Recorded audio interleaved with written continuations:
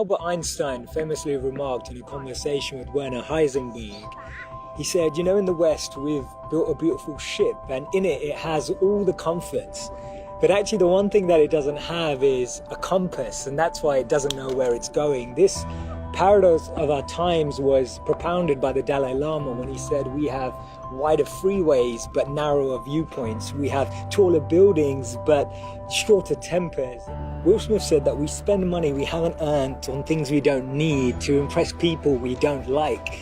And it's phenomenal how the same technology that brings us close to those who are far away takes us far away from the people that are actually close. 30 billion WhatsApp messages are sent per day, but 48% of people say that they feel lonelier in general. The paradox of our times is that we have more degrees but less sense, more knowledge but less judgment, more experts but less solutions. It was Martin Luther King who said that the irony of our times is that we have guided missiles but misguided men. Have you ever found it perplexing that we've been all the way to the moon and back, but we struggle to start a conversation across the road or across the train? And it's amazing that Bill Gates was known as the top earner in 2015 with a wealth of 79.2 billion, but 1 in 4 CEOs claim to be struggling from depression. Do we actually thrive off this paradox? Is it that this paradox actually makes the media interesting? It's what makes journalism interesting. It's what makes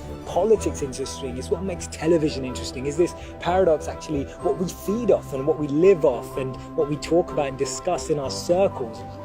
Doesn't it seem that we've tried to clean the air but polluted our soul? We've split the atom but not our prejudice, and we're aiming for higher incomes but we have lower morals. So I'm hearing you ask, how do we bring a change? How do we dissect this paradox that exists in our lives? And it starts by us, each of us, pressing pause, pressing reset, and then pressing play again, taking a moment to become more conscious, taking a moment to become more aware, taking a moment to really reflect on the consequence, the implications of a misplaced word, of an unnecessary argument that we all know we didn't need to have, or to speak to someone just slightly differently, in a different tone, in a different voice, in a different empathy, with a different perspective, just to really connect with people on a different level.